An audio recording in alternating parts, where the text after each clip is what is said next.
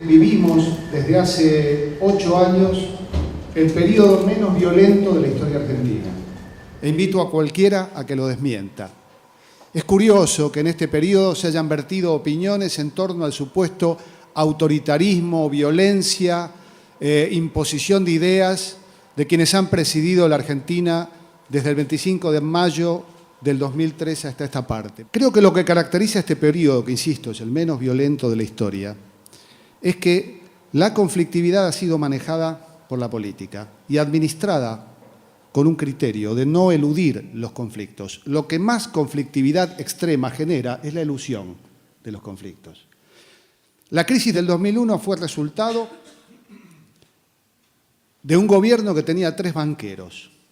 Y la discusión de los graves problemas del endeudamiento argentino y los problemas de la dependencia del capital financiero, por supuesto, fueron conflictos que se eludieron. No se explicitaron, no se asumieron. Y esto llevó al estallido. Cuando las sociedades eluden los conflictos y los ponen debajo de la alfombra, los conflictos estallan como estallan los volcanes a los que se pretende tapar, arrastrando al conjunto de la sociedad a periodos de extrema violencia. Esto es un poco la premisa que nos anima. Asumir los combates en paz con la formidable herramienta del debate político, ideológico, conceptual. Este es el ánimo. Formamos parte de un proyecto político y nunca lo ocultamos. Yo soy el secretario de Cultura de la Nación y me toca administrar todo lo que tiene que ver con la actividad artística dependiente del Estado y fomentar la actividad cultural en general, sin ninguna limitación que tenga que ver con lo ideológico. Pero a su vez soy parte de un proyecto político y lo explicitamos. Y desde ese lugar, la Secretaría de Cultura de la Nación convoca a debates y combates, asumiendo el valor enriquecedor y esclarecedor que tienen los debates y la exposición de las ideas para poder precisamente asumir los conflictos de la sociedad y plantear el antagonismo esencial que atraviesa nuestros 200 años de historia, que tiene que ver con ser o no ser, con ser una nación autónoma, justa, hospitalaria para todos sus habitantes, hermanada con los países que conforman esa gran entidad cultural que nosotros concebimos como una nación, la nación latinoamericana, ser parte del universal desde lo propio. Todas esas visiones son las que nos animan y para ello, sin duda, se plantea este encuentro donde combatimos con las ideas de quienes hoy nos acompañan y de quienes nos van a acompañar los próximos días. En el transcurrir de la historia, cuando diseñamos nuestras nuevas formas de gobierno, estos diseños se hacen para pensar formas alternativas superiores y mejores a la democracia. Hoy suena raro decirlo, porque hoy entendemos que nuestro gobierno es democrático. Sin embargo, acá está Diana Conte, que no me deja mentir, cuando uno le pregunta a un abogado cuál es la forma de gobierno argentina, ¿qué dice? ¿Qué dice nuestra Constitución? Republicana, representativa y federal. ¿Por qué no dice democrática? Porque no lo era. Porque los que diseñaron nuestra forma de gobierno creían que la democracia era un mal sistema de gobierno. Era el sistema de gobierno que daba, en términos de igualdad, poder a las mayorías, a los pobres, a todos. Y precisamente los que conceptualizaron nuestra forma de gobierno la pensaban como excluida, separada, muy separada de eso que un Madison llamaba los deseos y humores cambiantes del pueblo. Un buen sistema de gobierno, un sistema electoral, representativo, republicano, debía ser aquel que separara fuertemente la instancia de la toma de decisiones de ese pueblo que con sus cambios, sus contradicciones, etcétera, podría complicar y podía justamente traer ese conflicto que hacía referencia muy bien Jorge antes a la acción de la política. ¿Por qué hoy llamamos democracia a nuestra forma de gobierno? Precisamente porque este sueño, esta promesa de la democracia, se ha ido colando una y mil veces en esa arquitectura democrática liberal, republicana, que se fueron armando en nuestras constituciones, con sus elecciones, con sus instituciones, su separación de poderes, con poderes que se controlan, con los checks and balances y todo ese tipo de cuestiones. Y la democracia, al calor de esas luchas populares, se ha ido colando una y otra vez en esa arquitectura, teniendo fuertemente esa promesa como sueño de cambio y como sueño de una sociedad más igualitaria, una sociedad capaz de poder gobernarse a sí misma. Y un poco la historia de la América Latina del siglo XX puede ser leída en esos términos, como esa disputa profunda entre un sueño igualitario, popular, de representación, frente a esta idea más tradicional que hablaba siempre de las virtudes republicanas, de las virtudes representativas, etcétera, etcétera, pero que a la hora de la verdad no tardaba un segundo en golpes militares, supuestamente por única vez, para transformar todo y cambiar el juego. Es ese contexto en el que uno ve la historia latinoamericana hasta tiempos recientes, en los cuales, producto también de esas luchas populares de las décadas pasadas, esa herramienta que tenía estos factores de poder para determinar, disciplinar a aquellos que querían irse de la mano con la profundización, que eran las Fuerzas Armadas, dejan de ser eficientes. Y eso creo yo que es lo más maravilloso de este proceso que estamos viviendo. Esa voluntad de recuperar la política y entender que la política necesariamente, si es en clave democrática, no puede ser otra cosa que una acción que haga que la gente cada día viva mejor. Todo lo contrario de lo que recordamos del 83 en adelante. La política entendida como lograr políticas que hagan que la gente viva mejor, que busquen igualdad, que busquen libertad, que busquen un conjunto de cuestiones que los argentinos creíamos que estaba perdido. Y es por eso que uno puede ver el proceso de estos 8 años, que algunos, obviamente, lo plantean en términos de, entre comillas, enfrentamientos estériles, desde esa clave, una política que de su máxima reducción empieza a ampliarse y empieza a demostrar que esos límites no solo no existían, sino que esos límites pueden ser rotos una y otra vez frente a la decisión política de ir ampliando y ampliando fuertemente esa esfera de lo político, esa esfera de la igualdad. Es en esa construcción en la cual, obviamente, los factores del poder al principio actúan bastante, digámoslo, vinculados a la crisis que estaba previamente y a la idea de que el kirchnerismo era una solución transitoria, una solución que tenía que ver con lo bajo que se había caído y bueno, algún grado de inclusión, algún grado había que venir por de dónde venía Argentina, una solución transitoria de la crisis, ¿no? Como vimos en términos globales cuando el G20, no ahora, sino un año atrás, decía, bueno, vamos a regular un poco los mercados, vamos a frenar un poquito, después rápidamente cuando todo vuelve a la normalidad, vuelven a jugar con el cassette anterior. Yo creo que gran parte de los factores de poder en Argentina entendieron el kirchnerismo como eso, una solución transitoria que después rápidamente iba a ser corregida, moderada, calificada por una versión mucho más prolija o mucho más tranquila de sí misma. Y en esa construcción y en ese proceso político, justamente lo que no notaron, por suerte, es que la democracia como sueño, como proceso, como proyecto, cuando se frena, se detiene. Es la permanente pelea por la ampliación de esos límites. Estos límites frente a los factores de poder real, cuando uno deja de pelear para ampliarlos, lo que hace es que se reducen. No es que uno dice llego hasta acá. Si uno dice llego hasta acá, al día siguiente vuelve a encontrarse en cero. Porque justamente esa pelea y esa discusión es permanente, es pelear por ampliar esos límites. Y eso fue precisamente lo que ocurrió en la Argentina, específicamente a partir de la asunción de Cristina Fernández de Kirchner. Cuando muchos creían, cuando muchos soñaban, cuando muchos escribían y estaban convencidos de eso, que ahora venía la etapa del freno, la moderación, la contemplación, el frenar las cosas, ya los cambios habían sido muchos, lo que demostró Cristina desde el primer momento que no estaba dispuesto a eso y que precisamente lo que ella venía era a profundizar un modelo que si no se profundiza se pierde, no existe como tal. Cristina en el primer momento lo manifestó y ellos también rápidamente se dieron cuenta. Y es por eso que vivimos en el año 2008 ese enorme conflicto, entre comillas mal llamado el conflicto del campo, la 125, que no fue más que otra cosa que los factores de poder diciendo, bueno, hasta acá llegaron, entonces ahora se acabó. Y por lo tanto, la sanción. Y pusieron, creo que como nunca, o por lo menos del año 76 en adelante, en la cancha todos los factores de poder. Ese año todos presenciamos como pueblo, y como actores y como espectadores, lo que es el poder jugando en la Argentina. ¿No? Lo vimos claramente. De un día para el otro las pantallas se borraron. Uno cambiaba los canales y el relato era único. Uno agarraba los diarios y el relato era único. Uno hablaba con otros y el relato era único, porque justamente era el poder entero jugando en la cancha. Y ahí estaba muy claro, como nos marcaba muy claro, quiénes eran los buenos y quiénes eran los malos, quiénes eran los locos y quiénes eran los racionales, quiénes querían llevar al país al abismo y quiénes eran los normales, la buena gente, que era un campo que se iba ampliando por las rápidas tradiciones que había del lado nuestro, se iba ampliando permanentemente ese campo de los sensatos, que una y otra vez construían esa idea, bueno, se acabó ahora, vuelve la Argentina normal, la Argentina gobernada por sus dueños. En esa confrontación con las fuerzas sociales en la cancha, con los actores sociales jugando casi descarnadamente, como todavía ahora lo recordamos, aunque a veces nos cuesta incluso pensarlo, cuando todavía ahora uno ve lo que eran los editoriales de algunos medios, o lo que eran cómo hablaban o cómo relataban los hechos TN en ese momento, todavía a uno le choca por lo descarnado de lo que era esa discusión. Es en ese momento cuando se da otra enorme novedad en la política argentina, que es cuando un proyecto político pierde supuestamente poder, en vez de irse para atrás, como fue la historia, lo que siempre nos ocurrió en la historia argentina, en vez de irse para atrás va para adelante.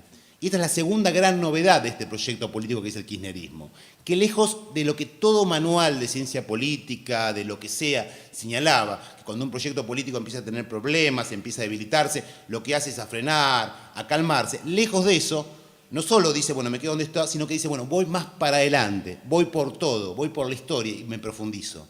Y es así el desconcierto de todos aquellos que, después de ese famoso voto no positivo, decían, bueno, el kirchnerismo se acabó, ya se repartían el poder, cómo iban a hacer las cosas, cuánto iban a ser las retenciones, etcétera, etcétera, se maravillaban y absolutamente se sorprendían con que se seguía para adelante. Y que ese seguir para adelante, lejos de significar un quiebre profundo, significó la enorme recuperación, entre comillas, que estamos viviendo hoy. Que no es otra cosa que la quiebra de ese relato mediático, que no es otra cosa de poner en evidencia cuando ese relato construido por los mass media muestra su absoluta artificialidad, que hasta entonces era imposible saberlo. Éramos islas hablando entre nosotros, pero sin poder llegar a esas pantallas.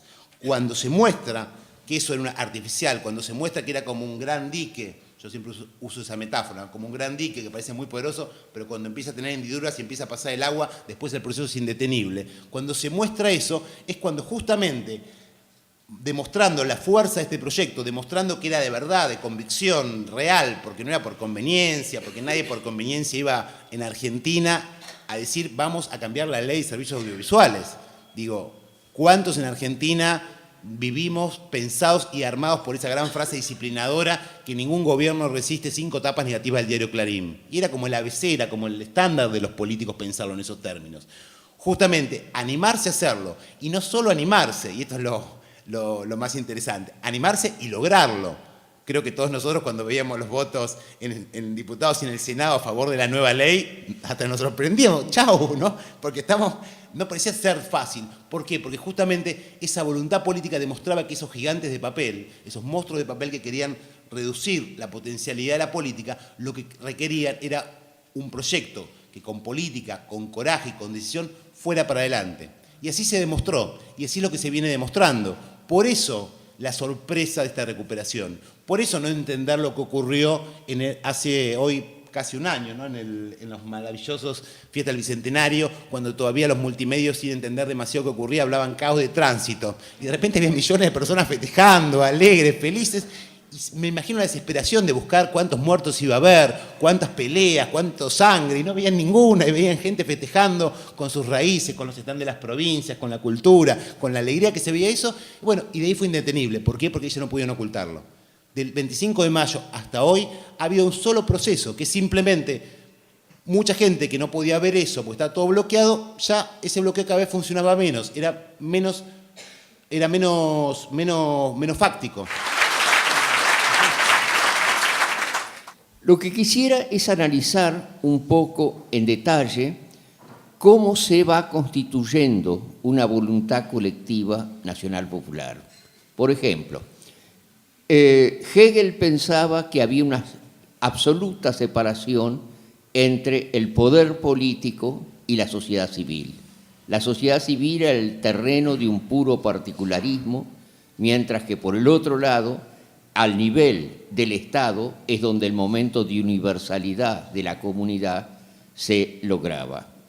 Marx trató de refutar este argumento diciendo el Estado no es un efecto de universalidad, no hay clase universal identificada con la burocracia, como pensaba Hegel, sino que es también el terreno del particularismo porque el Estado es el instrumento de la clase dominante.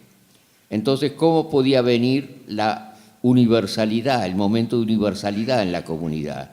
Es solamente si una clase dentro de la sociedad civil podía asumir las tareas universales de esa comunidad. Y esa clase universal para Marx era el proletariado. Como he argumentado en otros textos, el caso de Gramsci, estas dos visiones se empiezan a digamos, a contaminar la una a la otra. Gramsci sostenía, estaba de acuerdo con Marx, que la sociedad civil era el terreno primario de la constitución de una clase hegemónica. Él decía, la hegemonía se comienza a construir a partir de la fábrica. Pero, de otro lado, esta construcción, a diferencia de Marx, que sostenía la extinción del Estado, pensaba que era una construcción fundamentalmente política. El devenir Estado de la clase obrera para Gramsci era una tarea básica de construcción política. Y entonces allí nos encontramos con algunos de los problemas que van a llevar a la polarización de lo social entre el populismo por un lado y el institucionalismo por el otro. ¿Por qué? Si nosotros pensamos cómo se va constituyendo una voluntad nacional popular, yo creo que hay que ver distintos elementos. Voy a darles un ejemplo que he utilizado en otro artículo que ha sido traducido al español, que es el siguiente. Supongamos que en una cierta comunidad los vecinos piden a la municipalidad que cree una línea de ómnibus para llevarlos desde el lugar donde ellos viven al lugar donde la mayor parte de ellos trabajan. Si esa demanda es aceptada, como demanda individual es absorbida por el sistema. Pero si no es aceptada, hay ahí una demanda frustrada. Y si la gente empieza a ver que aparte de estas demandas referentes al transporte, hay otras demandas no satisfechas que conciernen la vivienda, que conciernen a la escolaridad, que conciernen a la seguridad, etcétera, entre todas estas demandas comienza a constituirse una cierta solidaridad. Esa solidaridad es lo que nosotros llamamos una cadena de equivalencias. Y esta cadena de equivalencias representa un momento prepopulista, porque el populismo, que para mí no es un término peyorativo, es un discurso en el que los de abajo son interpelados frente al statu quo existente. Entonces, cuando se da esta situación y esta lógica de equivalencia, lo popular empieza a manifestarse frente a lo institucional. O sea, que por un lado tenemos el momento del institucionalismo extremo, que sería una tecnocracia, como ha dicho Juan Manuel, sería un gobierno en el cual lo político es sustituido por la administración. Por el otro lado tenemos el extremo opuesto de un populismo puro en el cual ningún anclaje institucional consigue constituirse. Pero entre estas dos situaciones polares hay una serie de puntos intermedios en las cuales el momento institucional y el momento popular tienen que combinarse. Porque ahí yo creo que hay un asunto fundamental.